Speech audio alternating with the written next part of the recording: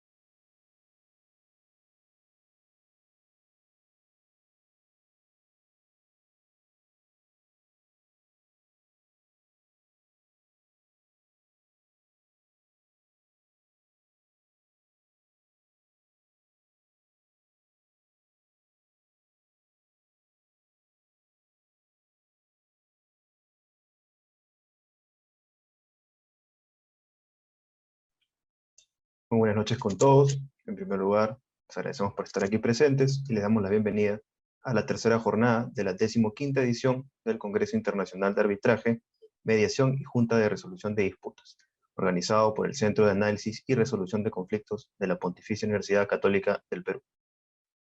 A continuación, daremos inicio a la quinta mesa en la que se analizará el tema denominado Últimas tendencias del arbitraje. Tendremos como moderador al doctor Eric Franco, árbitro y experto global en resolución de controversias. Le acompañan como ponentes el doctor Rister de Paor, socio del área de arbitraje internacional y disputas ambientales del estudio de abogados Dentons en Madrid.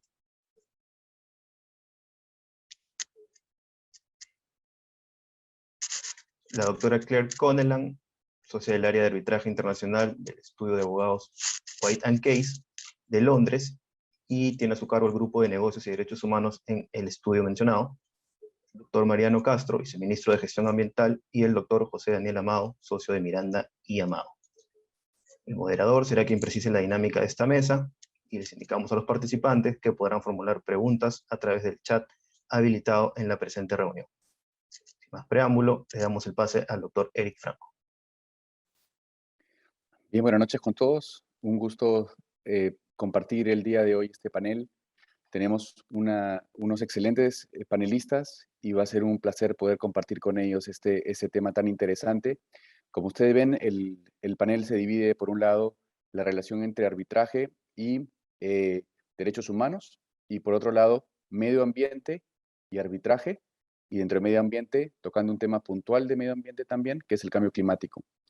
El arbitraje constantemente va expandiendo su alcance y va entrando a áreas que antes no entraba, y justamente la idea del panel ha sido explorar esas áreas que al día de hoy a nivel mundial está siendo motivo de mucho debate y de casos que ponen a prueba las instituciones que conocemos y que están generando muchas discusiones alrededor.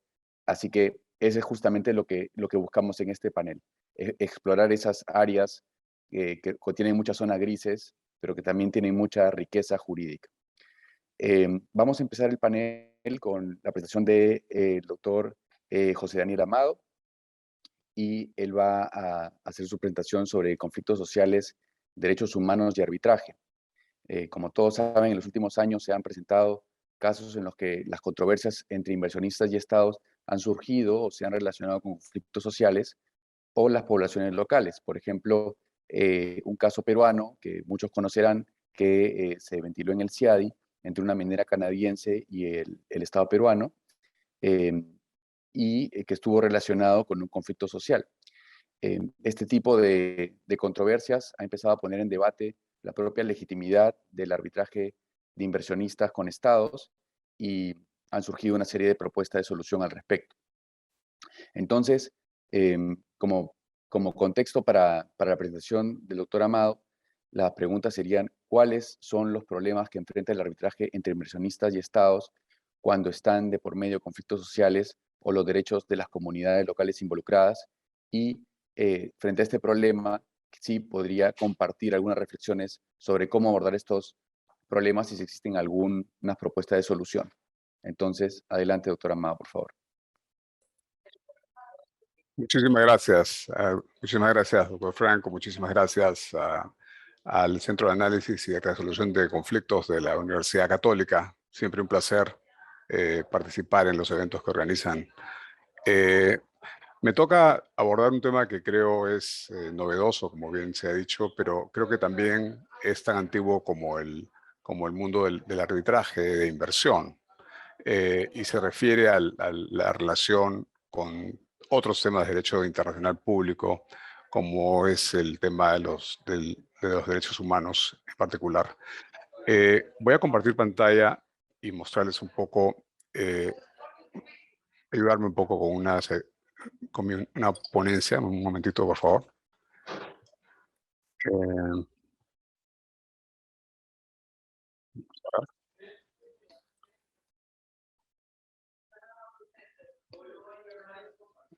No sé si se ve. Sí, se ve bien. ¿Se ve bien? Muchas gracias. Bien, entonces, sin más, sin interés del tiempo, voy a explicarles brevemente que este tema, como digo, si bien es muy antiguo y lo conversaremos durante la presentación, sin embargo alcanzó una mayor relevancia, yo creo, en los últimos, en este milenio, ¿no? En los últimos 10, 12 años, porque de hecho en el año 2008 o más o menos 2009, comenzó a haber cada vez más una discusión, y lo grafico con esta pequeña caricatura, sobre la discusión sobre la legitimidad del arbitraje de inversión. O sea, un poco se comenzó a decir, estos son tribunales secretos, estos son tribunales que de alguna manera favorecen siempre al inversionista, este es un derecho hecho para los inversionistas. Esa discusión, acá hay otra caricatura que en realidad habla sobre lo que fue el siguiente paso, y es que las cláusulas de resolución de controversias entre inversionistas y estados comenzaron a no querer ser firmadas. O sea, todos sabemos lo que pasó, por ejemplo, con las cláusulas de la Trans-Pacific Partnership, ¿no? De la Alianza del Pacífico, que simplemente hubo una gran discusión y un gran problema a la hora de aprobar el arbitraje de inversión como se conocía en ese momento y como se ha conocido siempre, porque los cuestionamientos se daban y se daban, ¿no? Y claro, si uno lo mira desde un punto de vista más amplio, tengo ahí en pantalla el tema de conflicto social, que es el que voy a tocar, pero se da cuenta que hay una serie de razones por las cuales el tema puede ser discutible en materia de controversia. Se hablaba mucho que esto favorecía a los inversionistas, que era unilateral, que iba en una sola dirección, de alguna manera, ¿no? Y por otro lado, mientras tanto, ¿no es cierto?, los proyectos de infraestructura, de creación, de desarrollo de recursos naturales, estaban ahí esperando para ser desarrollados. Los necesitamos todavía hoy día como país, por ejemplo, en el Perú. Y se comenzaron a ver afectados por esta discusión, este backlash, esta gran pelea contra el arbitraje de inversión, ¿no es cierto? Entonces, ¿cómo compatibilizamos la necesidad de destrabar los conflictos sociales y el derecho de las inversiones, ¿no? Entonces, se me ocurrió a mí con un grupo de personas más hacer una investigación que está en pantalla, donde hablamos un poco sobre este tema, ¿no? Intentamos decir, mira, la solución no está en salir a las calles a gritar, la solución no está en el conflicto social, la solución podría estar en el arbitraje, ¿no?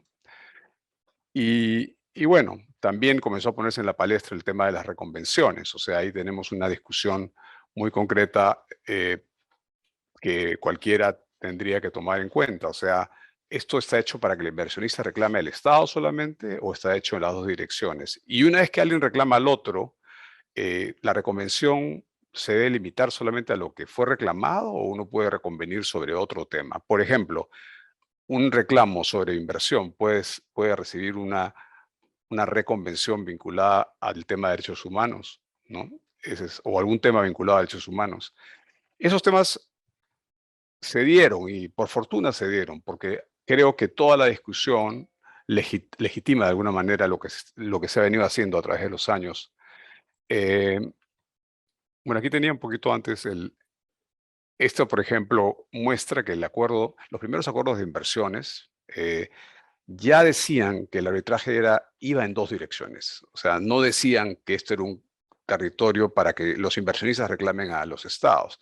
De hecho, la convención del CIADI de 1965 se da pensando en contratos de inversión, ¿no? O sea, donde obviamente la reciprocidad y la bilateralidad es obvia.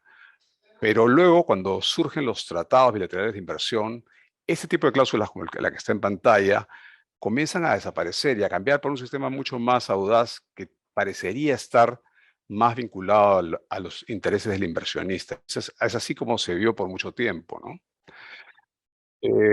Tengo una lista ahí de casos relevantes. Yo no voy a entrar a cada uno porque me demoraría mucho tiempo y no lo tenemos, pero sí quiero decirles a ustedes que estos casos de los últimos años, lo que revelan es que el tema de derechos humanos comenzó a ser cada vez más importante. Y no solamente eso, algunos de estos casos revelan que el tema de conflictos sociales, donde está de por medio de la discusión de derechos humanos, también se volvieron un tema cada vez más importante y siguen siendo importantes, ¿no? Siguen surgiendo casos. Hace un momento mencionó el doctor Franco un caso minero, está ahí en el número 6, el caso Bear Creek, que se refirió precisamente a un tema donde un conflicto social había detenido una inversión minera, ¿no? En el número 3 ustedes verán ahí el caso de Chevron contra Ecuador, donde para los que lo han seguido, bueno, un caso que duró años de años, vinculado a un problema de contaminación que había afectado, por lo menos es la posición que tenían las personas que reclamaron a comunidades nativas de las zonas donde efectivamente se desarrolló esta exploración y explotación petrolífera. Y el resultado de esto, dicho sea de paso, es que el tema se ha puesto en debate. O sea, lejos estamos de estar pensando que este tema está resuelto. Sí les quiero decir, por ejemplo, que en el caso de Bear Creek, el asunto, la mina siguió paralizada. Sin embargo, sabemos que Bear Creek está invirtiendo en una nueva mina y eso es una buena noticia. Eso revela que el mundo de las inversiones se puede ir destrabando y el arbitraje puede ayudar en esa dirección, ¿no? Y el caso de Chevron, tengo que decir que si bien es cierto que ese tema no se ha resuelto, también es verdad que ha puesto sobre la mesa la necesidad de comenzar a pensar qué pasa con las poblaciones afectadas por las inversiones, qué rol tienen, ¿tienen algún rol, tienen algún espacio para participar? Y yo había propuesto en un paper años atrás, en el año 2014, antes del libro, justamente que la idea era que de repente un sistema de adjudicación de controversias, por ejemplo el arbitraje de inversión, podía ser una mejor idea que, por ejemplo, salir a la calle a gritar, que es lo que pasaba siempre. O sea, lo que están viendo ahí en pantalla es un reporte sobre una cosa muy interesante, un tema que fue el gran reclamo de los obreros de textiles en Bangladesh, ¿no es cierto?, contra las grandes casas de modas internacionales, fabricantes de ropa muy fina, ¿no es cierto?, y que simplemente tuvieron que ser materia de, primero, obviamente, el conflicto, ¿no? Luego, un intento de arbitraje. Afortunadamente, también después de eso, un acuerdo, ¿no? Y ahí vemos, curiosamente, el último acuerdo se ha firmado el 1 de septiembre del 2021, o sea, hace unos días, hace 15 días prácticamente.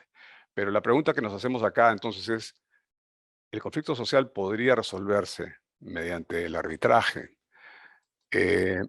Entonces, no voy a extenderme mucho en esto, pero nosotros hemos propuesto, lo que yo he propuesto junto con otros profesores, es el tema de comenzar a mirar el arbitraje como que tiene 4 partes y no solamente 3. O sea, si tuviéramos que decir ahí, el Estado anfitrión, el Estado, digamos, del cual proviene la inversión, el Estado en el cual se recibe la inversión y el inversionista.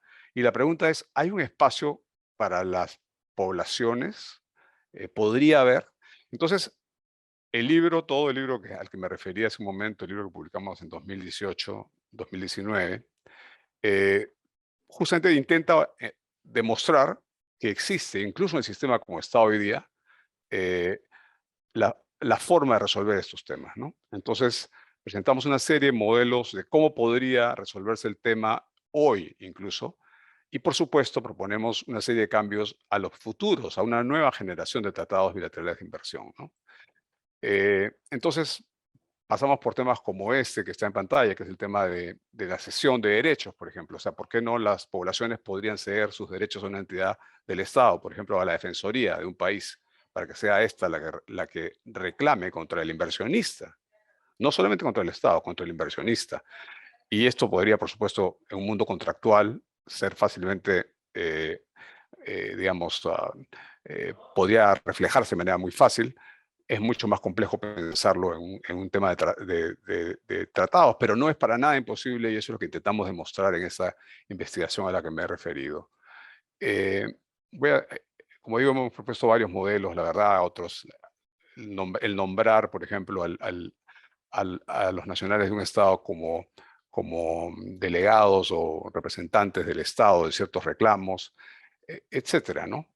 Todo esto va mucho más allá de las normas sobre transparencia que todos sabemos, de alguna manera fueron, digamos, ya han sido recogidas en el arbitraje de inversión y que permiten hoy en día que existan la capacidad de las poblaciones de presentar escritos, ¿no es cierto? Y su posición, que ya de por sí es un avance, ¿no? Nosotros proponemos incluso algo que vaya más allá de eso, ¿no? No voy a entrar en el detalle de esto porque la sería muy largo, pero sí quiero decirles que, por ejemplo, hemos incluso tratado de evaluar el tema de las reclamaciones masivas y generar un esquema que, que iría más allá de un simple arbitraje de inversión. O sea, este es un esquema más bien parecido a los Claims Commissions. O sea, como no sé si todos están familiarizados, pues les recomiendo que lo miren el tratado de Irán-Estados Unidos para resolver temas de la guerra del Golfo, y que tiene un Claims Commission, ¿no? Una comisión que resuelve los reclamos de los individuos, ¿no? Lo mismo pasa ha pasado, por ejemplo, en el caso de la comunidad judía y sus reclamos contra los bancos suizos o contra el Estado alemán, basado en el trabajo forzoso que hubo durante la Segunda Guerra Mundial. Todos esos temas revelan que estas posiciones de General Claims Commissions, cuando hay un daño que afecta a muchas personas, en este caso una comunidad, es una idea que bien puede ayudar a resolver el clima de tensión que a veces acompaña a las inversiones importantes, a las mega inversiones, justo esas que queremos destrabar y promover. Los objetivos son muy claros: resolver los conflictos jurídicos, promover la inversión responsable, y por responsable hay que entender acceso a la justicia y defensa de los derechos humanos como una parte fundamental de esa visión de una inversión responsable. Eso es lo que nos va a permitir que el sistema sea cada vez más eficiente, y que eso llegará a las inversiones, pero también cuando hayan conflictos, surgieran conflictos, nos permitirá también encontrar la manera de resolverlos. De manera que es eso lo que quería presentarles hoy día.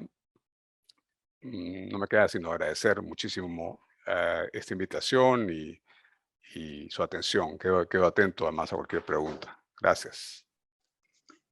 Muchas gracias, doctor Amado. En realidad, lo que nos ha relatado el doctor Amado nos vuelve a un punto fundamental en nuestro ejercicio profesional, ¿no? La autotutela contra métodos heterocompositivos. Y justamente lo que se busca es que nuestra profesión genere paz social, ¿no? Y justamente la legitimidad que tiene el Poder Judicial, que tiene los tribunales arbitrales, va a ser clave para que se pueda cumplir ese rol. Entonces, la pregunta es si tenemos las instancias adecuadas para que se cumpla ese rol de que las tensiones entre partes, ya sea entre dos partes o multiplicidad de partes, tengan fueros adecuados para reconducir, ¿no?, sus controversias.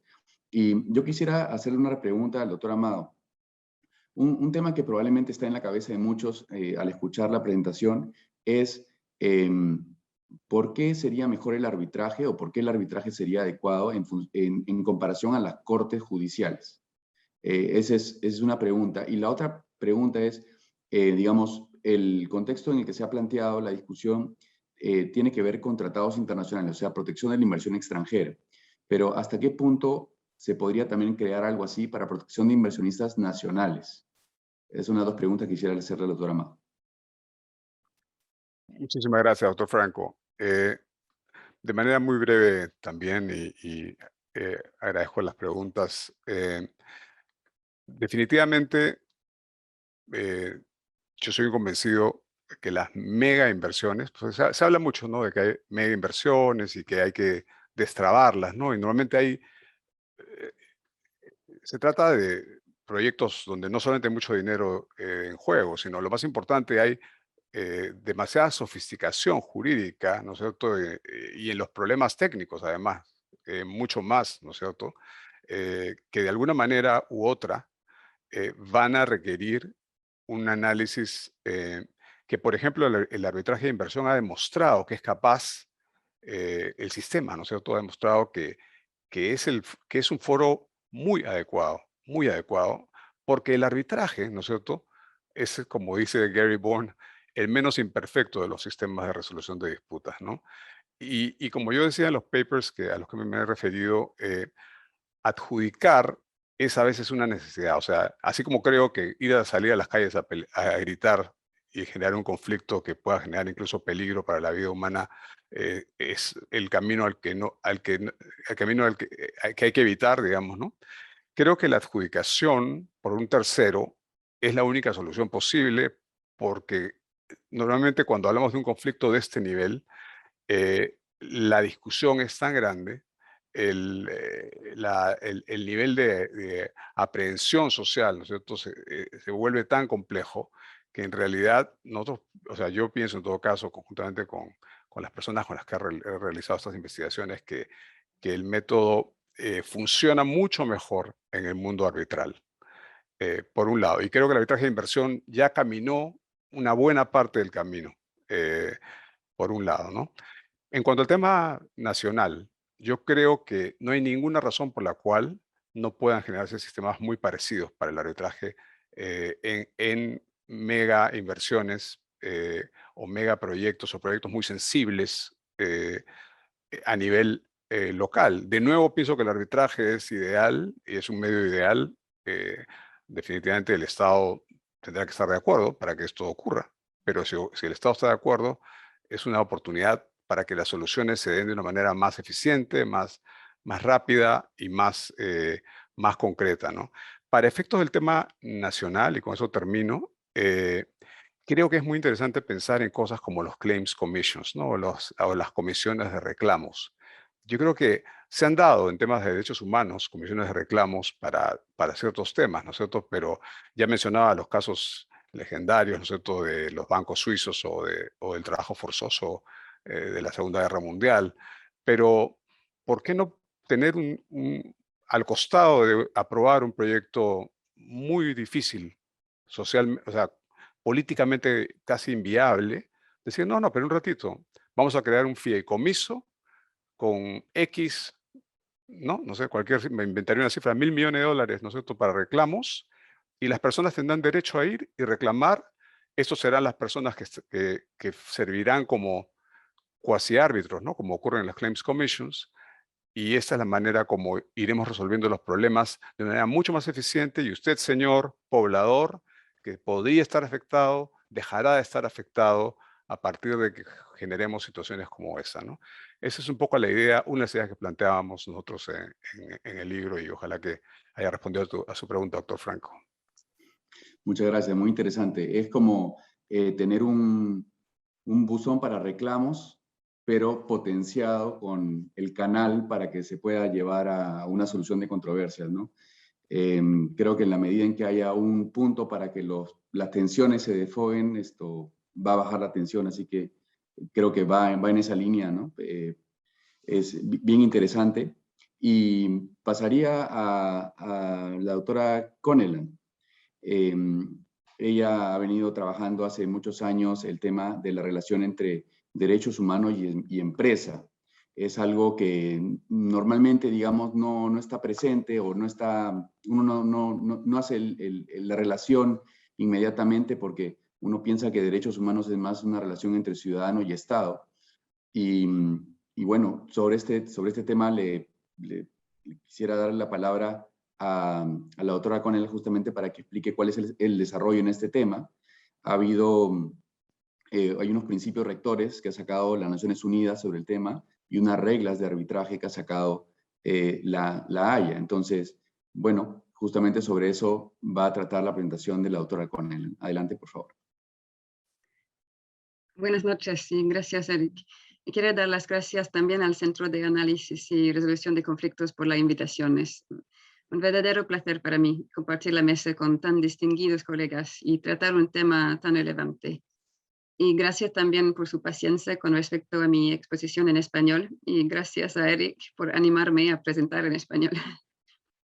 expondré sobre el arbitraje como medio para resolver disputas relacionadas con los derechos humanos en el ámbito empresarial.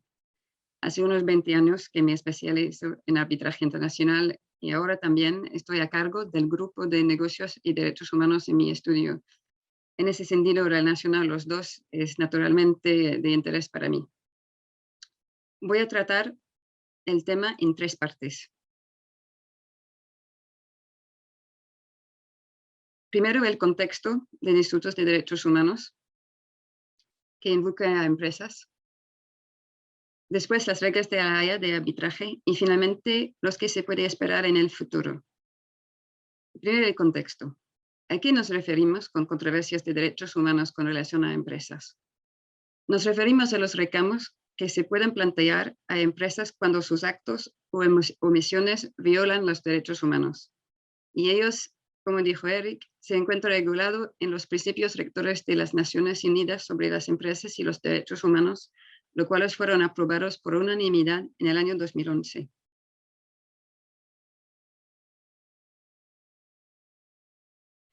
Los principios rectores se basan en el reconocimiento de 3 pilares: proteger, respetar y reparar. Proteger las actuales obligaciones de los estados de proteger los derechos humanos y las libertades fundamentales de las personas. Respetar el papel de las empresas como órganos de la sociedad que desempeñan funciones específicas y que deben cumplir todas las acciones aplicables, y respetar los derechos humanos. Y reparar. El acceso a mecanismos de reparación, la necesidad de que los derechos y obligaciones vayan acompañados de recursos adecuados en caso de incumplimiento. Estos principios no establecen nuevas obligaciones de derecho internacional, pero reconocen que la responsabilidad de respetar los derechos humanos también aplica a las empresas y exige que las empresas eviten que sus propias actividades provoquen o contribuyan a provocar consecuencias negativas sobre los derechos humanos y hagan frente a esas consecuencias cuando se produzcan. Y tratan de prevenir o mitigar las consecuencias negativas sobre los derechos humanos directamente relacionadas con operaciones, productos o servicios prestados por sus relaciones comerciales, incluso cuando no hayan contribuido a generarlos. El arbitraje puede desempeñar un importante papel de cara a la resolución de controversias relativas al tercer pilar, el acceso a los mecanismos de reparación. Los principios rectores consideran que puede haber muchas rutas de recurso, judiciales, extrajudiciales, estatales o no estatales. Y según el principio 31, los mecanismos extrajudiciales, como el arbitraje, deben responder a los criterios de eficacia. Sí. Por lo tanto, es el arbitraje una vía eficiente y eficaz para resolver este tipo de controversias. Como sabemos, el fundamento del arbitraje es el consentimiento. ¿Por qué una empresa consideraría someter una controversia de este tipo a un arbitraje?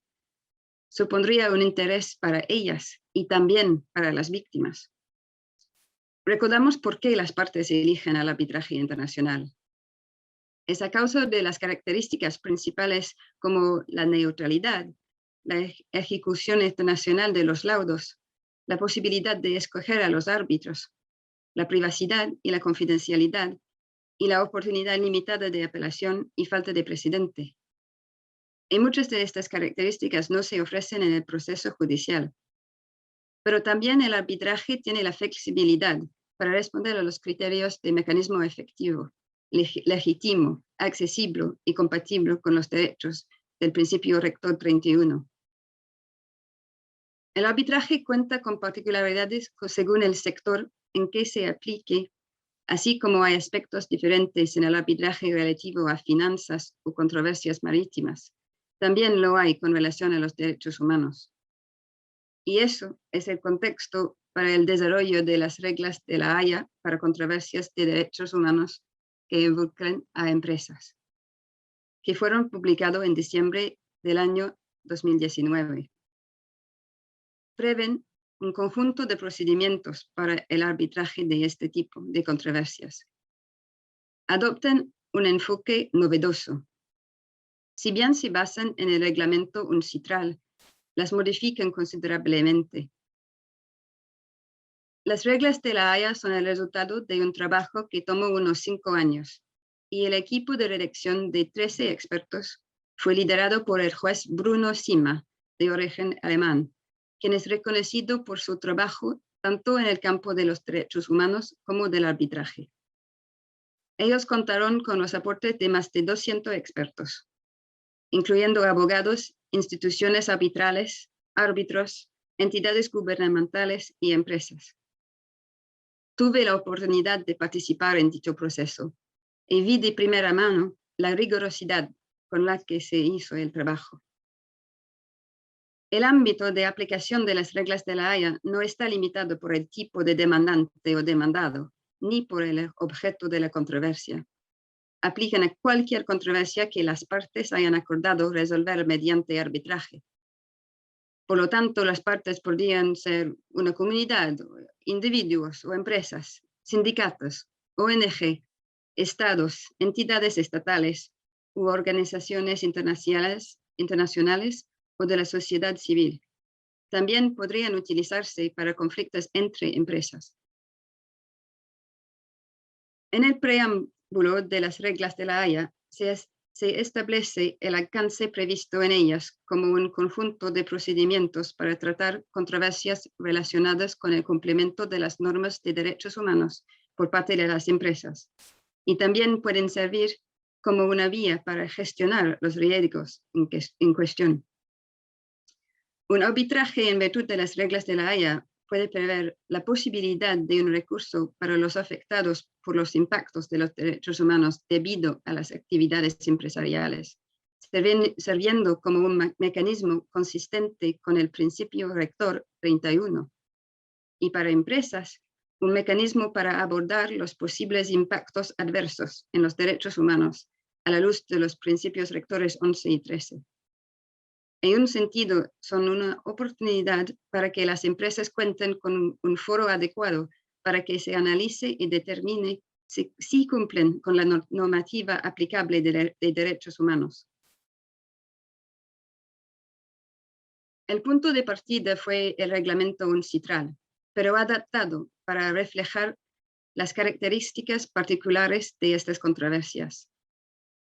Por ejemplo, la posible necesidad de medidas especiales para hacer frente a las circunstancias de los afectados, el desequilibrio de poder entre las partes, lo cual no es menos importante que la capacidad de asumir los costos implicados de este tipo, y el interés público en la resolución de tales controversias, la transparencia. También fue necesario reconocer la importancia de contar con árbitros con conocimientos especializados apropiados para tales controversias, y la posible necesidad de que el tribunal arbitral establezca un mecanismo especial para la recolección de pruebas y la protección de los testigos. Las reglas van acompañadas de un código de conducta para los árbitros, que se considera parte integrante de las reglas, e incluye muchas buenas prácticas y aspectos relativos a la independencia y la imparcialidad. Aunque las reglas ya llevan 2 años desde su aprobación, todavía no conozco ningún arbitraje que las haya aplicado. Si bien el uso de las reglas de la Haya o el uso del arbitraje no son necesariamente el medio más usado actualmente para la solución de este tipo de controversias, está muy claro que hay situaciones en todo el mundo que dan lugar a este tipo. Y el arbitraje puede brindar una serie de ventajas que pueden ser convenientes, quizás al lado de otros mecanismos. Vimos con José Daniel el ejemplo a Bangladesh. En mi trabajo veo cómo los abogados pueden ayudar a las empresas a gestionar los riesgos de violaciones a derechos humanos con sus operaciones, y prevenir es mejor que curar. Hay muchos ejemplos de impactos adversos. Puede ser el impacto de una compañía minera en la comunidad cercana de su mina, o las condiciones laborales para los trabajadores en una unidad de fabricación en una cadena de suministro. A veces estas controversias son decididas por los tribunales nacionales o están siendo resueltas a través de mecanismos de quejas a nivel operacional o a través de mediación o mesas de diálogo. Por el momento, en mi opinión, puede que no existan suficientes incentivos para que las empresas consienten en el arbitraje como medio para resolver este tipo de disputas. Pero las leyes están cambiando y ello puede influir en esa opinión.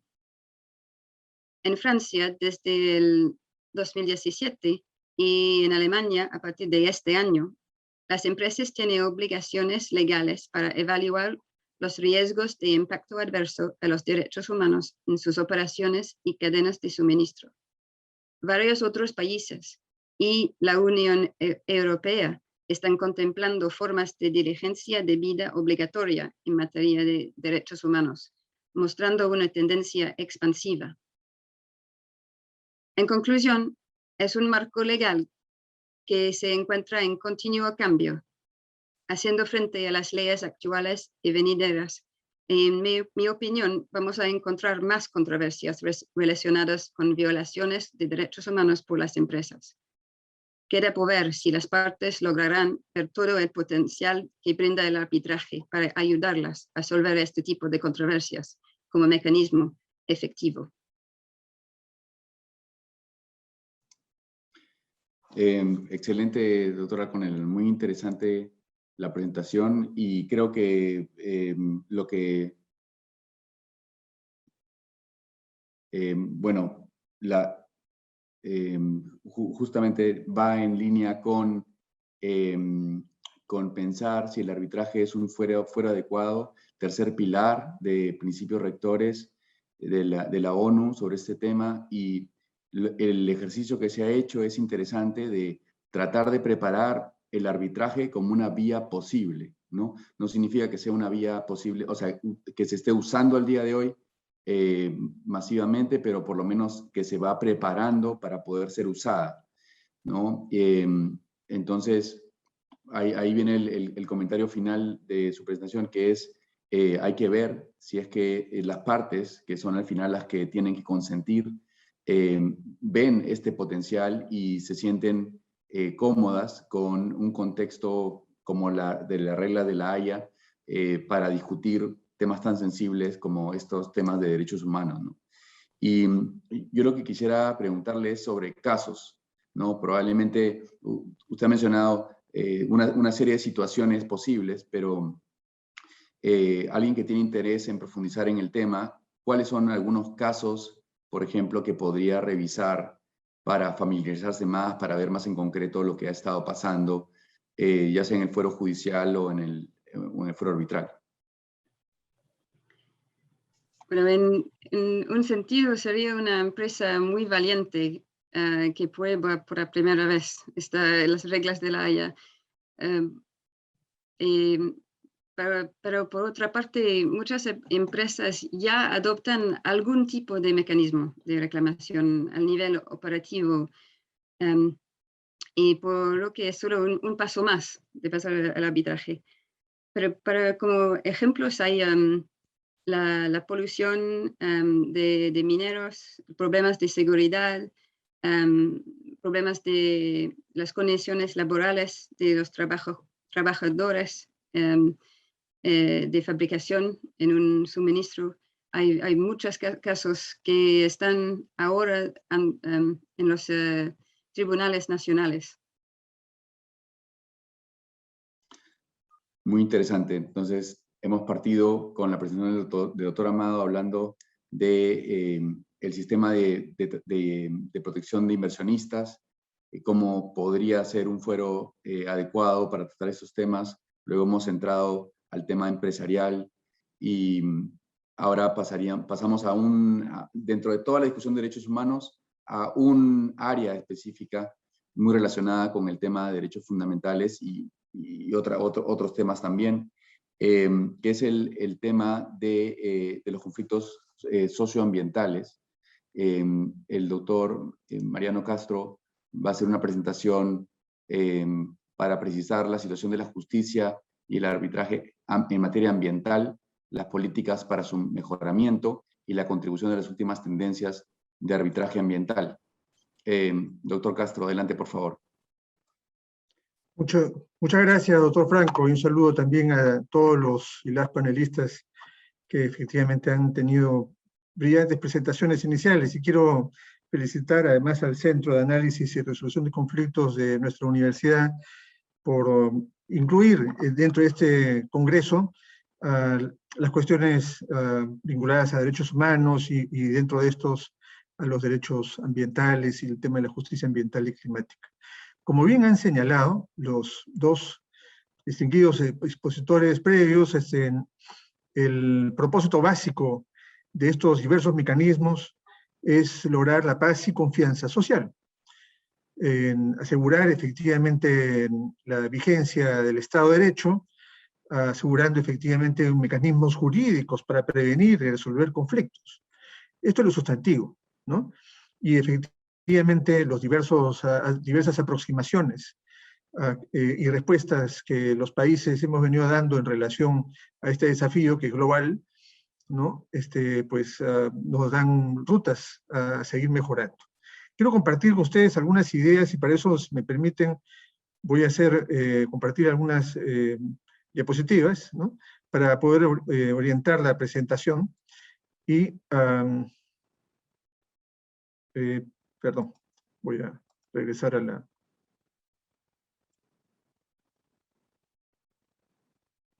Ya.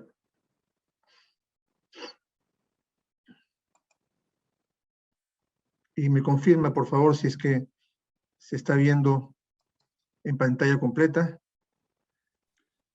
Se ve, pero no en pantalla completa. Ahora sí creo, ¿no? Ahora sí. Gracias, doctor Franco. Entonces, bien, en primer lugar, algunas cuestiones generales, ¿no? Que efectivamente le dan una especificidad a la cuestión ambiental y climática en los temas de justicia y arbitraje. En realidad es un tema que no es reciente, tiene un proceso ya de 50 años, ¿no? En donde se ha venido efectivamente generando un proceso de demanda social, de necesidad social expresado en demandas y procesos de diversa naturaleza, de carácter político, en donde efectivamente en los 60 claramente se expresa a partir de demandas para efectos de conservar espacios naturales, parques nacionales o áreas protegidas, como se denomina en el país, en el Perú. Luego, a partir de constataciones palpables en diversos lugares, sobre todo en los países más industrializados, ¿no? Pero también en países como el Perú, aparecen efectivamente problemas muy palpables de afectaciones ambientales que ocasionan graves pérdidas sociales y afectaciones de salud, etcétera, y que generan demandas de reformas legislativas, un marco de regulación con diversos enfoques, esto en los 70s, ¿no? Y a partir de ahí también aparece con más fuerza y con contenido más específico, especializado, el derecho y la justicia ambiental en un sentido más de protección, de sistema de protección colectiva y difuso de los daños a la salud y al ambiente.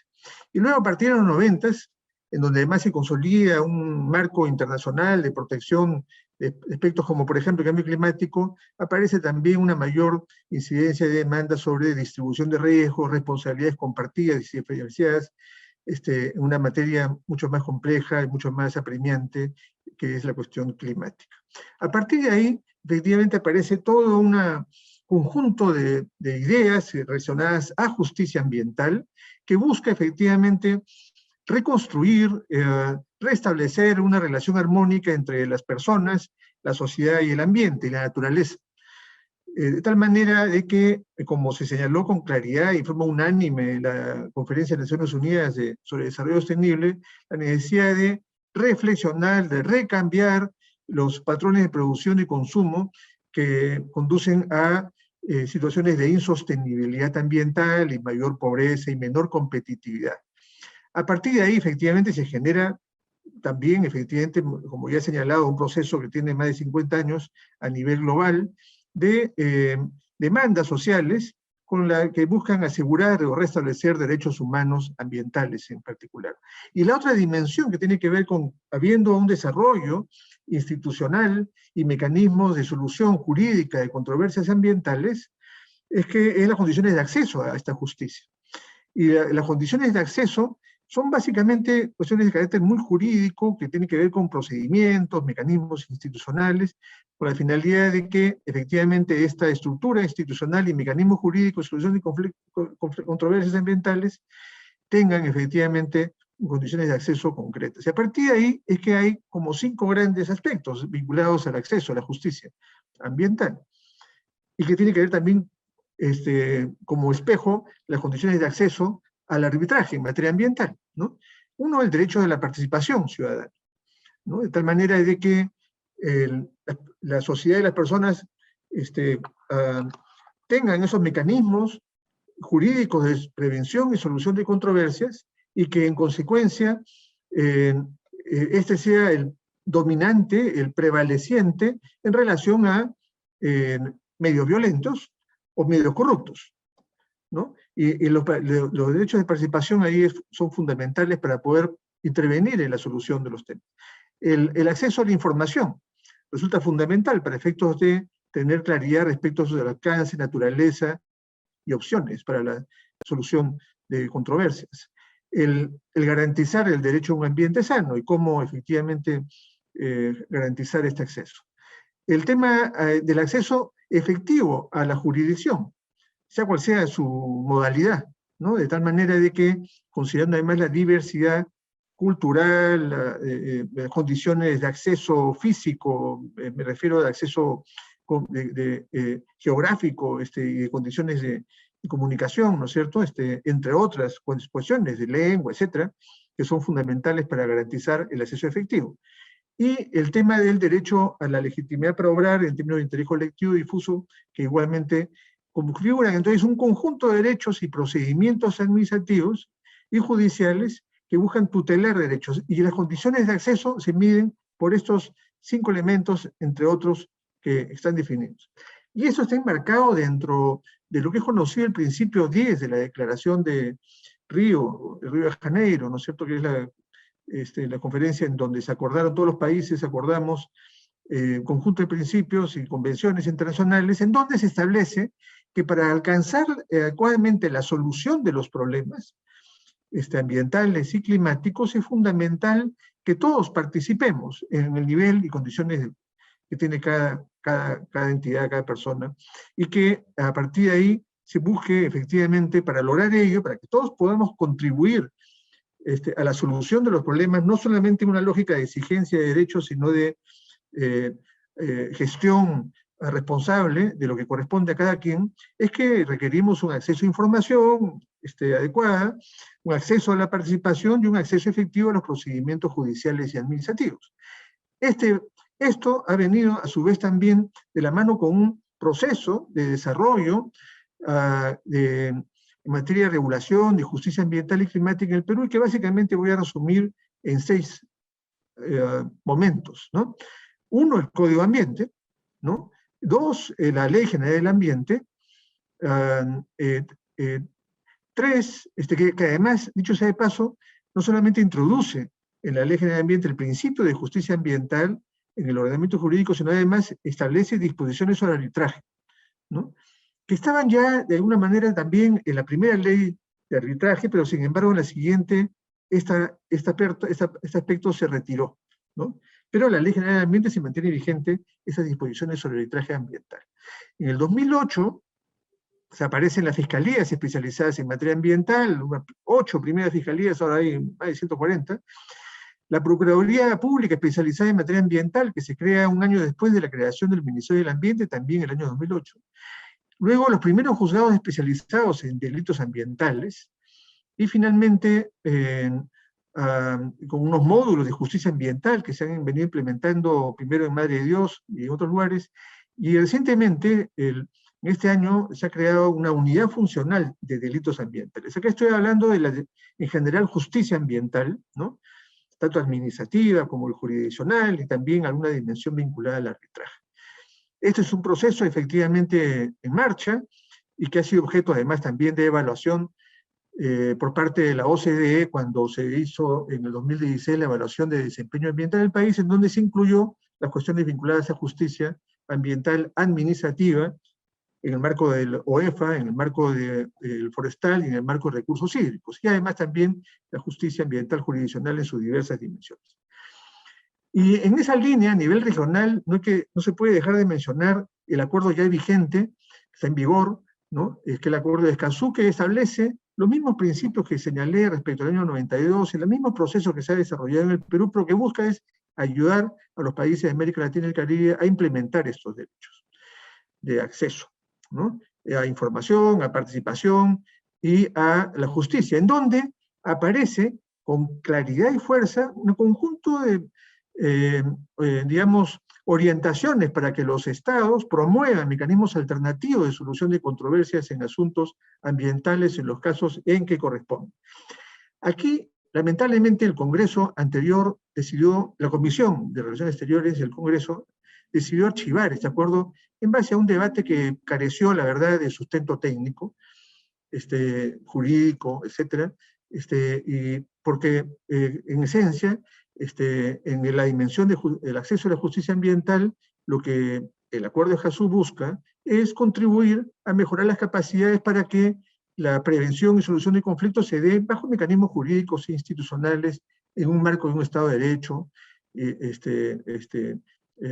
más vigente, más palpable. Y en esa línea, yo confío de que en alguna buena oportunidad esta decisión se revierta y el Perú sea parte del acuerdo de Escazú. Contribuirá al proceso de lo que estamos tratando ahora, los mecanismos alternativos de solución de controversias, además de fortalecer, obviamente, los mecanismos judiciales y administrativos institucionales, ¿no? El arbitraje en medio ambiente, ¿no? Aquí, en esencia, ¿no es cierto?, lo que efectivamente dentro del deber del Estado de fomentar el conocimiento y el uso de medios de resolución y gestión de conflictos ambientales, que está esto establecido en la Ley General del Ambiente, aparecen 4 grandes opciones establecidas, repito, en la Ley General del Ambiente del año 2005. El arbitraje, la conciliación, la mediación, las mesas de concertación. No necesito hacer explicaciones. Y en cada una de ellas ha habido, en mayor o menor medida en cada uno de ellos, pues intensos experiencias, diversos procesos, ¿no es cierto?, que efectivamente constituyen bases importantes para cualquier opción de mejora en estas materias. Y claramente se señala que hay pretensiones ambientales sujetas a arbitraje, aquellas que versen sobre derechos patrimoniales y aquellas que versen sobre derechos de libre disposición. Esto es lo que está bajo el alcance del arbitraje. Y en ese sentido, tenemos temas como determinación de montos indemnizatorios por daños ambientales, definición de obligaciones compensatorias, controversias en la ejecución de implementación de contratos de acceso y aprovechamiento de recursos naturales, limitaciones al al derecho de propiedad por la creación de un área natural protegida, así como también conflictos entre usuarios con derechos superpuestos e incompatibles sobre recursos naturales. Hay limitaciones a las decisiones arbitrales. Por cierto, uno básico, ¿no?, que es el que se establece en los primeros artículos de la Ley General del Ambiente, que los derechos ambientales son irrenunciables, y tiene sus consecuencias, obviamente, en las posibilidades de las decisiones arbitrales. No se pueden modificar normas que definen estándares de calidad ambiental o también límites máximos permisibles. Estos son objetivos de la política de calidad ambiental que norman y establecen efectivamente garantías para efectos de que sean más eficientes los proyectos de inversión o cualquier actividad humana, y además no se afecte la salud, que tiene que ver con los estándares de calidad ambiental primario, o el ambiente, que son los estándares de calidad secundarios. No se pueden modificar compromisos ambientales asumidos en los instrumentos de gestión ambiental, que son aquellos que se desarrollan para efectos de garantizar la sostenibilidad ambiental de los proyectos de inversión y que en consecuencia permiten garantizar la vigencia de los derechos ambientales en general, así como también la oponibilidad que tienen los derechos diversos que se obtienen para la realización de inversiones, teniendo en consecuencia una certificación ambiental otorgada por el Estado. Eso no puede ser modificado. Ya dije, los estándares de calidad ambiental, así como también establecer plazos de adecuación de común acuerdo.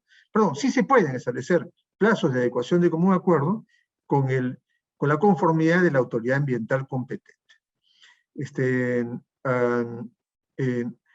Hay, por cierto, disposiciones específicas en donde cuando el arbitraje sea internacional y una de las partes sea un Estado, una sociedad, una organización de empresa controlada por un Estado, esa parte no puede invocar las prerrogativas de su propio derecho para sustraerse a las obligaciones y actividades del convenio internacional, o arbitral, perdón.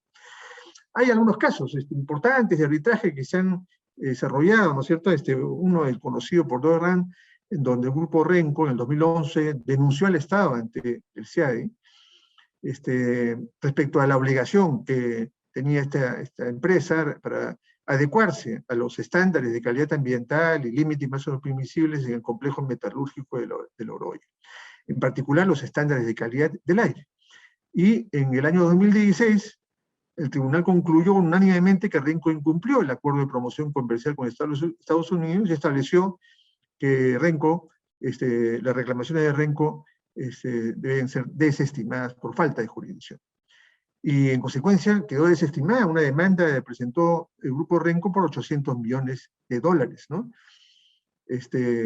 Y hay otros casos sobre los cuales no puedo entrar a detalle alguno, ¿no es cierto?, porque están en trato directo. El caso Tamshiyaku, que implica un proceso vinculado a una adecuación ambiental, vinculado a la regulación ambiental del sector agrícola, ¿no? Y otros temas adicionales, así como también el caso de Prospector Norte, que tiene que ver con obligaciones relacionadas con la remediación ambiental de esta actividad, así como otros asuntos que son materia justamente en esta etapa de trato directo, los cuales, como todos sabemos, son de carácter confidencial.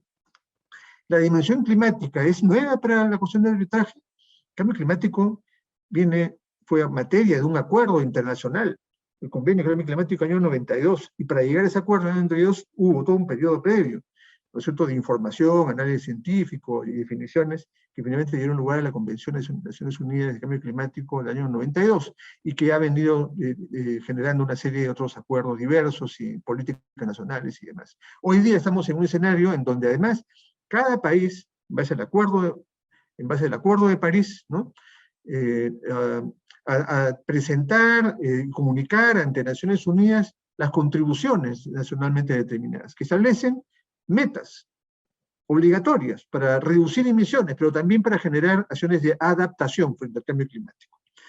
Esas contribuciones nacionalmente determinadas tienen ese carácter obligatorio. Y en ese sentido, aparecen una serie de aspectos, ¿no?, que se derivan de esa naturaleza que tienen jurídica, que tienen las contribuciones nacionalmente determinadas.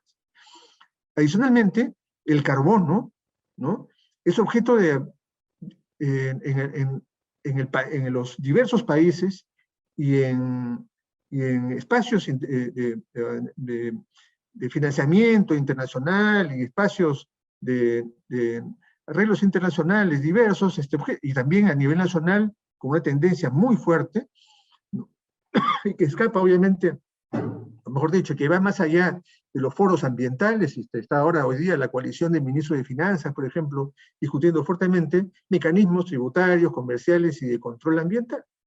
Y como consecuencia el precio al carbono, por ejemplo, es una de las cuestiones que está en discusión, ¿no?, y que el destino de esos recursos que vayan a fondos de adaptación. El sector privado, en ese sentido, como parte de esas contribuciones, también es obligado a reducir y o compensar sus emisiones, ¿no?, así como conservar la reserva de carbono forestal en la Amazonía, en nuestro caso, ¿no? El cambio climático, sin duda, está teniendo efectos en los compromisos de inversión, en la naturaleza, alcance y contenidos, y finalmente está influyendo también en nuevas estructuras contractuales.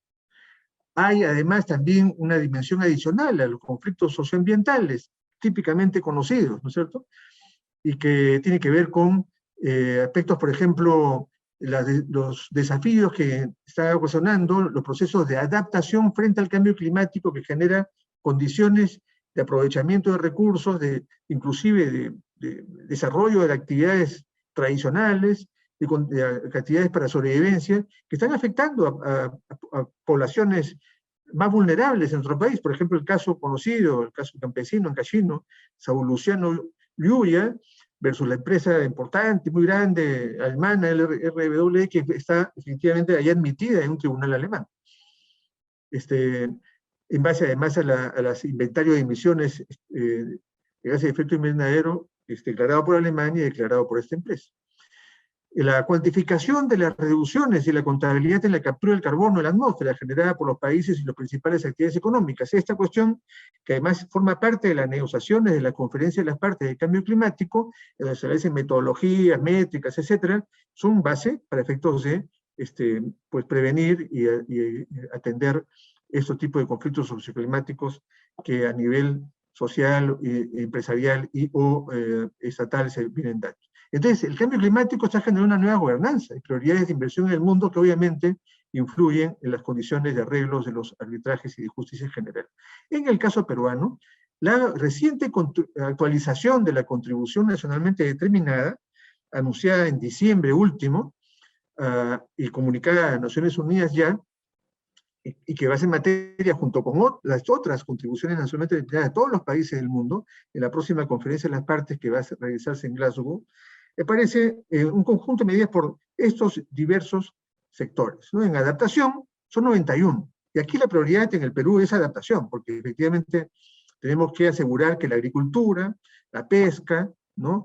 el tema del agua, etcétera, continúen desarrollándose en las nuevas condiciones climáticas que se están dando en el país ya desde hace un tiempo, ¿no?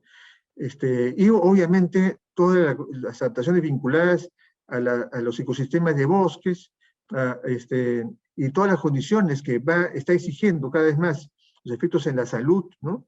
Igualmente requieren, son 91 hay priorizadas, ¿no? Así como también las de mitigación, en cambio de uso de suelo, en energía, en procesos industriales de uso de productos, en agricultura y en manejo de desechos, siendo los fundamentales el tema de cambio de uso de suelo y el ámbito de la energía, ¿no? El 50% está vinculado al cambio de uso de suelo. Es decir, pérdida de ecosistemas de bosques, manejo forestal, reforestación, etc. Y en energía, obviamente, también hay enormes oportunidades de inversión, de crecimiento verde, economía circular, etc., ¿no? Entonces, aquí hay una oportunidad, en el caso peruano, de un gana-gana, en un proceso efectivamente donde tenemos que correr, porque la economía climática está ya en marcha y el Perú tiene que integrarse en forma adecuada en esta materia. Y en este punto, entonces, para ir terminando, ¿no? Acá aparece que los arbitrajes de inversión comerciales entre los propios estados podrían generarse como consecuencia de una posible afectación de las metas establecidas en materia de mitigación y debido a la afectación de determinados ecosistemas. En este punto, entonces, hay un ámbito importante a desarrollar en términos conceptuales, en términos de mecanismos concretos y de arreglos internacionales, para efectos de que esto tenga una ruta también muy clara y predecible, ¿no? Y son estos los sectores que ya he señalado donde esta cuestión al Perú le va a interesar abordar con fuerza. Y en el tema de mercado de carbono, igualmente hay que considerar de que la biodiversidad, ¿no? Que ofrece un conjunto de bienes y servicios ecosistémicos para el bienestar de las personas, son muy eficientes a su vez en la captura del carbono, ¿no? Y en consecuencia, medidas de compensación, compra de carbono forestal para compensar estas emisiones, que son el mercado del carbono, son un espacio igualmente muy relevante de inversiones, de oportunidad de generación de empleo, de ingresos locales en las comunidades más deprimidas, ¿no es cierto?, económicamente hablando, y que permitirían, en consecuencia, hay opciones también. Sin embargo, quiero notar de que, por ejemplo, el día de ayer, les comento, no voy a entrar a mayores detalles, pero una comunidad se acerca y dice, nosotros vendimos terreno a una empresa minera X y que lo vendimos a un precio que nos parece injusto, y cuando quisimos ir a un tribunal, me dijeron, no, hay una excepción porque hay una cláusula de arbitraje, lo cual efectivamente está perfectamente enmarcado en el marco legal, pero sin embargo, sienten de que no hay justicia, ni en el ámbito judicial, y consideran el arbitraje como un ámbito inaccesible por los costos y la sofisticación que tiene el proceso. Entonces, yo creo que hay que tener en cuenta esas condiciones sociales de acceso al arbitraje para efectos de realizar las adecuaciones necesarias para efectos de que efectivamente sea un mecanismo efectivo, real, de prevención y de paz social y de confianza social frente a estos temas. Regreso ahora sí al tema de, entonces, el mercado del carbono, que es lo que estaba mencionando. Que es... por favor, hay que ir concluyendo, por favor, doctor Castro. Termino diciendo que entonces hay principios que debemos asegurar en estos mecanismos, como el tema de integridad, el precio justo, estándares adecuados para la transferencia de beneficios y definición de titularidades legales. Esto tiene que ver con, además, condiciones que están dándose, en donde son las comunidades indígenas que igualmente quieren participar, obviamente, como corresponde en este mercado. Y con ello, estoy terminando, les agradezco y disculpen si me he excedido en el tiempo y espero que haya sido de utilidad estas ideas sobre ese tema. Muchas gracias. Muchas gracias, doctor Castro. En realidad, nuestro tiempo es muy tirano porque es un tema que da para realmente un seminario completo o más. O sea, realmente es parte, además de lo que estamos viviendo al día de hoy en el mundo, una de las principales preocupaciones y urgencias. Así que en realidad es un tema amplísimo, ¿no? Y que aparte de todo estamos interesados a nivel personal también en el desarrollo de este tema. A mí me pareció especialmente interesante la preocupación por el tema de la justicia social, de sentir que hay justicia y cómo muchas veces las defensas procesales hacen sentir que no hay justicia, ¿no?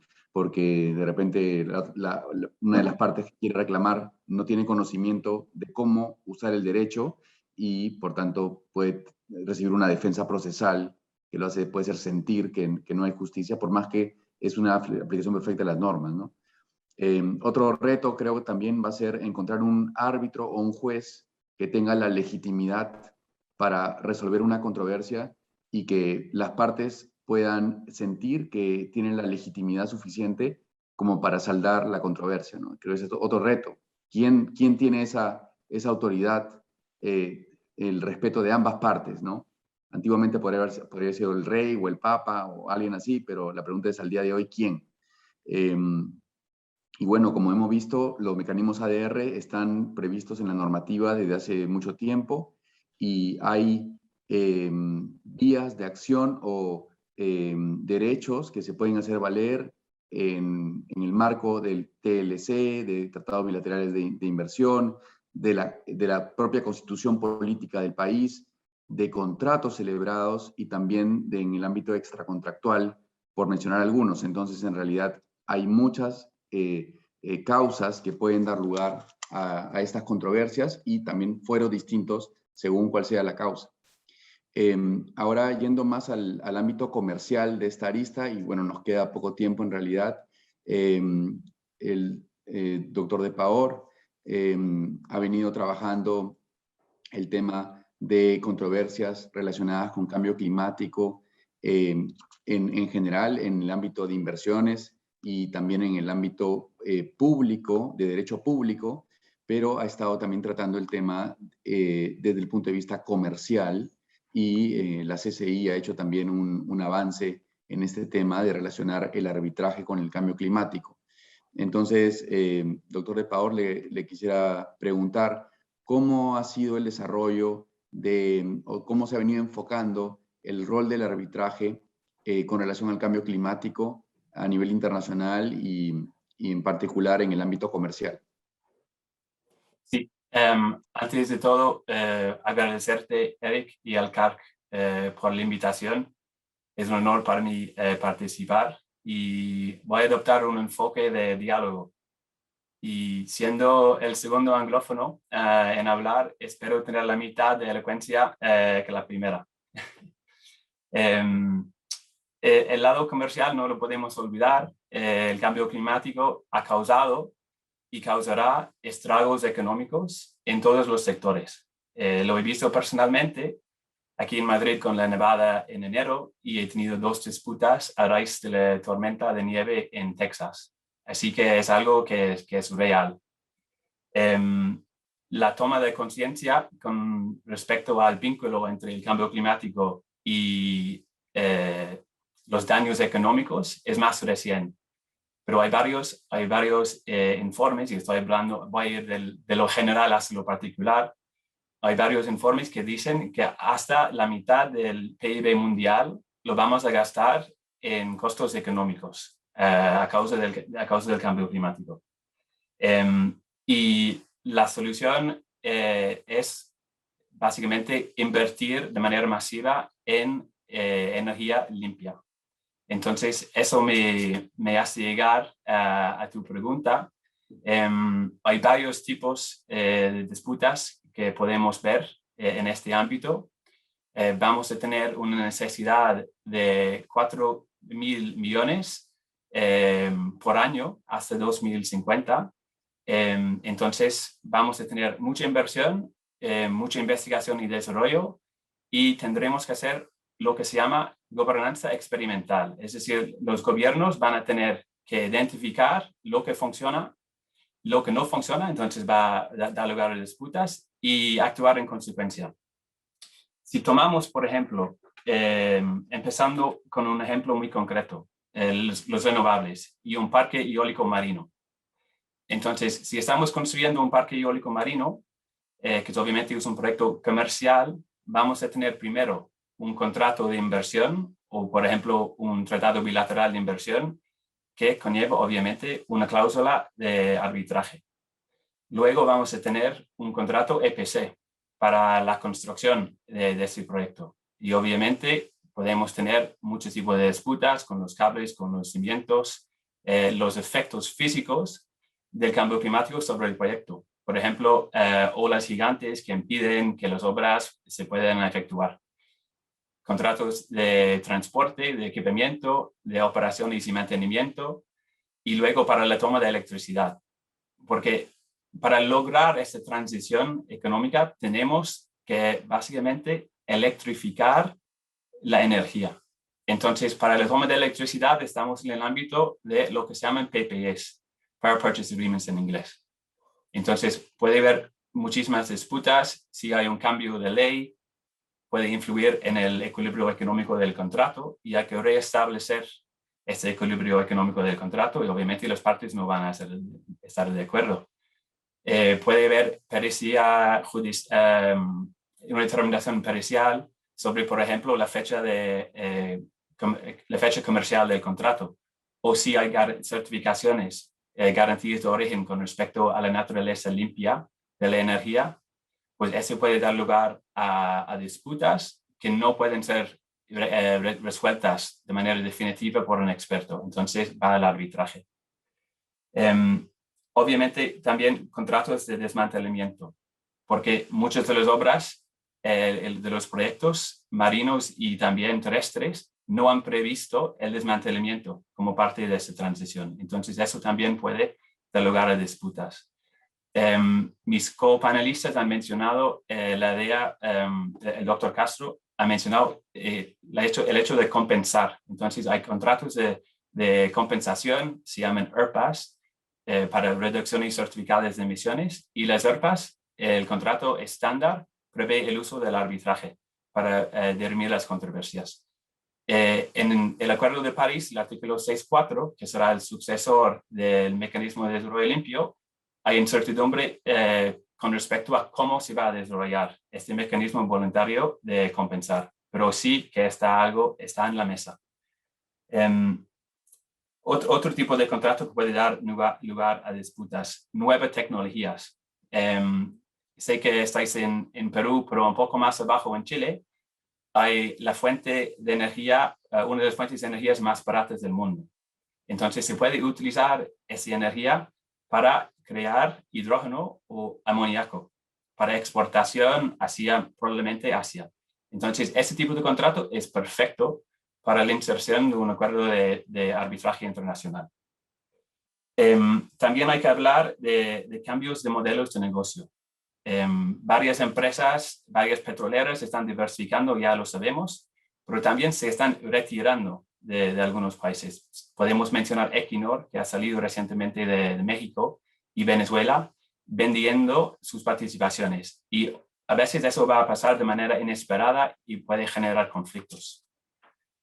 Y por fin, todo lo que se ha construido no lo tenemos que desmantelar. A veces podemos readaptar. Entonces podemos readaptar algunas instalaciones como un gasoducto que podemos utilizar en el futuro para transportar hidrógeno o para transportar CO2, por ejemplo. Y algunos instalaciones de almacenamiento de gas lo podemos utilizar para la captura de CO2. Eso es completamente posible. Pero cuando la readaptación no es posible, del lado del Estado, a menudo piensan que es mejor el cierre. Entonces, eso es lo que estamos viendo con el caso de RWE y de Uniper contra los Países Bajos. Entonces, están diciendo a las empresas, vamos a abandonar de manera gradual el carbón. Entonces, estamos viendo controversias si hay en este ámbito también. Como vemos del comentario del doctor Pavor, es un tema amplísimo, ¿no? Sí, conforme hemos ido avanzando en el panel, no, realmente la cantidad de vías para controversia o temas que pueden relacionarse con controversias se va ampliando y realmente vemos la riqueza del tema, ¿no? Y estamos en un tema relacionado en parte con derechos humanos, pero que vemos también que tiene una serie de aristas comerciales. Como ha dicho el doctor de Pavor, ante la avalancha de inversiones, desinversiones y activos que van a perder valor con relación al cambio climático, se va a generar muchas controversias que son puramente contractuales, en adición a las que no son puramente contractuales. Adicionalmente, no solamente en temas de inversión, desinversión, sino en lo relativo a los grupos de interés que tienen las empresas, la relación entre las empresas con sus accionistas, con los fondos que tienen, con las empresas de seguro, con los financistas, con los propios trabajadores y con los grupos de interés que están alrededor de las empresas, lo cual abre un mundo de posibilidades en realidad y de temas que hay que ir pensando para ir anticipando un poco y preparando, bueno, todo lo que se pueda anticipar en la medida en que eso sea factible. Y una pregunta que le haría, doctor de Pavor, es, en este tema de cambio climático y arbitraje, se suele usar como ejemplo, por ejemplo, el tema de una controversia en una planta eólica o una demora en el comisionado de una planta porque hubo una situación meteorológica o cualquiera de estos ejemplos que se suelen usar porque tienen alguna arista de cambio climático. La pregunta es si realmente estamos ante controversias nuevas o son controversias clásicas en un contexto nuevo. ¿Cómo ve usted eso? Sí, precisamente es la dificultad de definir qué es una disputa dicha de cambio climático. Y hay muchas maneras de percibirlo. Y en el informe del SSI, o sea, yo hice parte del Task Force, hemos dicho que sí, a veces hay contratos con un propósito muy obvio de cambio climático. O sea, es decir, que el objetivo del contrato es mitigar o adaptar. Y luego hay otros contratos que de manera indirecta hay aspectos de cambio climático. Entonces, podría haber un proyecto de construcción y hay un problema con el nivel de salinidad del agua por el mayor evaporación, por ejemplo. Ese también se puede clasificar como un conflicto de cambio climático. Y luego hay un paraguas que puede abarcar muchísimos tipos de conflictos que podemos someter al arbitraje a través de un acuerdo de sometimiento al arbitraje.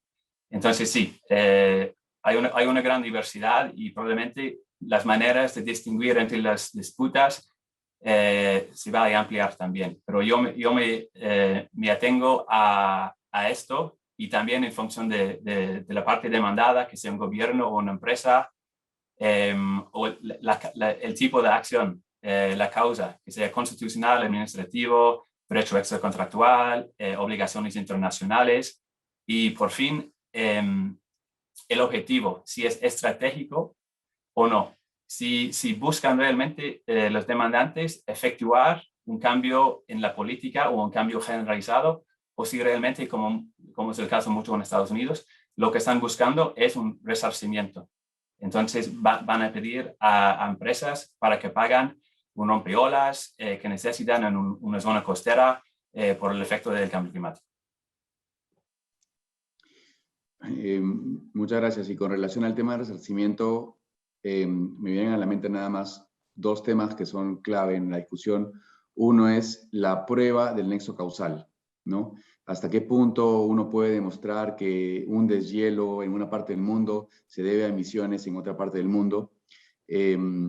Y también, si eso se traduce en un daño, si es que es una causa única o probablemente sea una multiplicidad de causas, y cómo se puede distinguir qué parte de la responsabilidad le toca a cada uno. Son temas realmente que es justamente una de las áreas más complejas en este tipo de controversias que está habiendo con relación, cuando estamos en el aspecto más de derecho público en realidad, ¿no?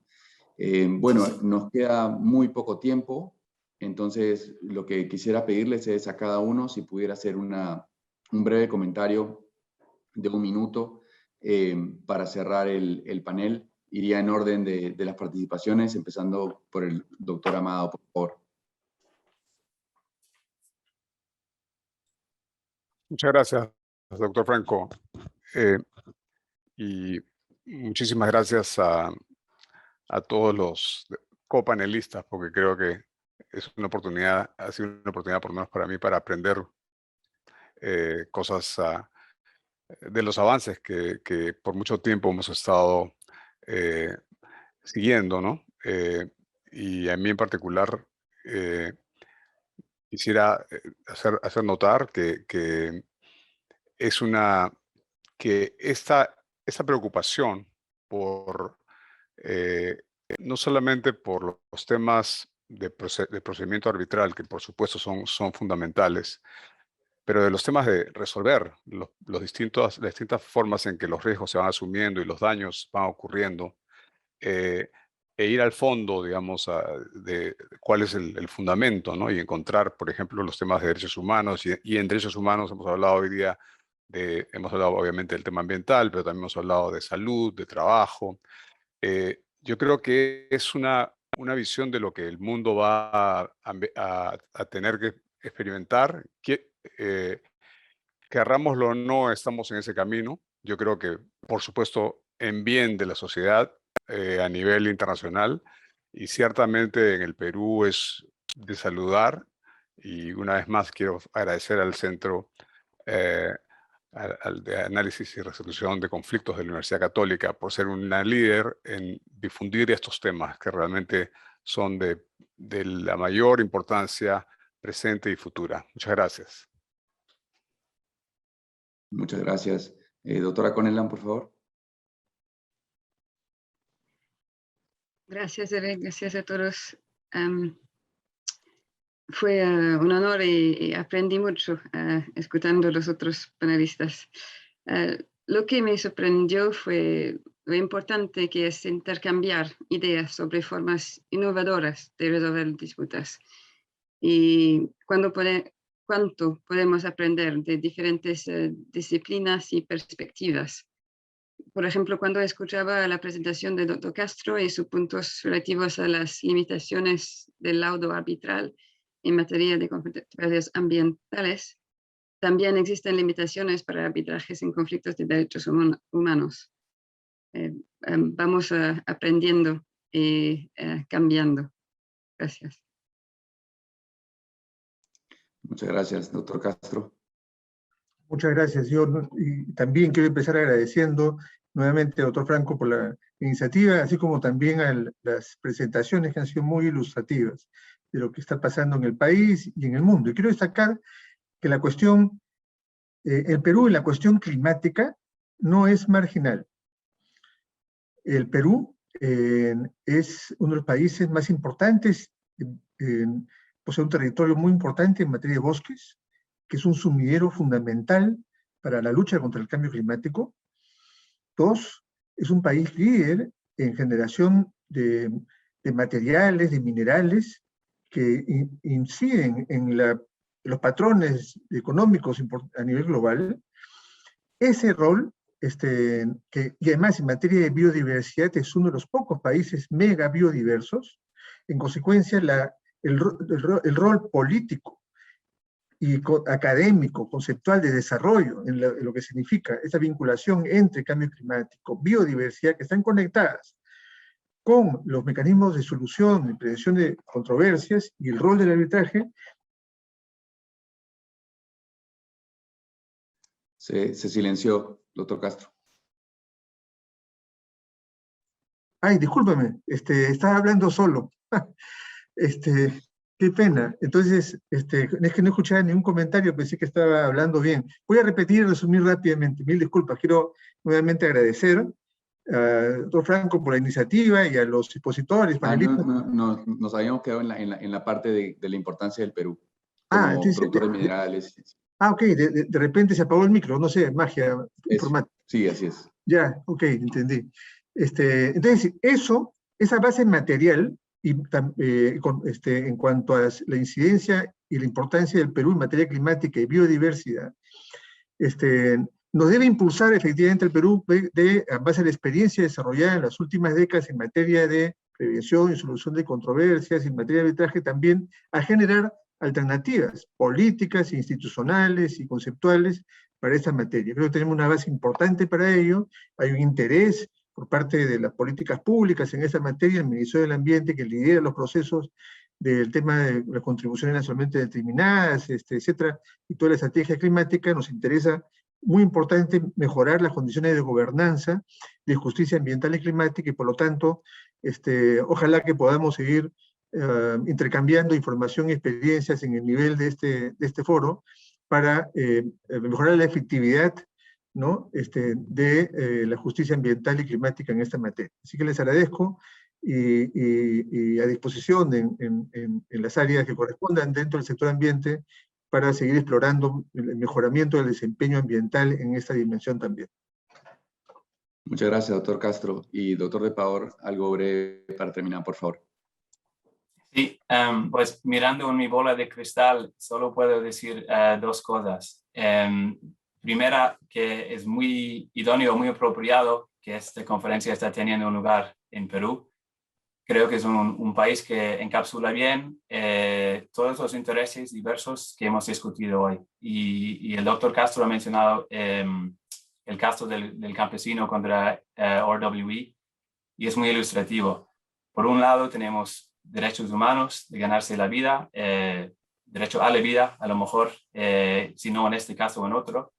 Y por otro lado, los intereses de las empresas. Tendremos que encontrar un término medio.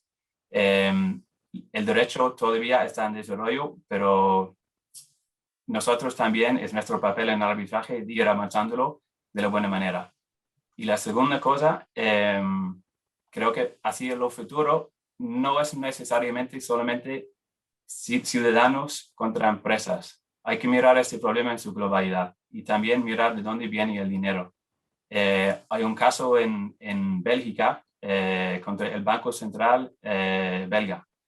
Este tipo de casos vamos a ver muchísimos más en el sector financiero. Entonces, hay que mirar estos problemas en su globalidad y tratar de dirimirlas tomando todos los intereses en cuenta.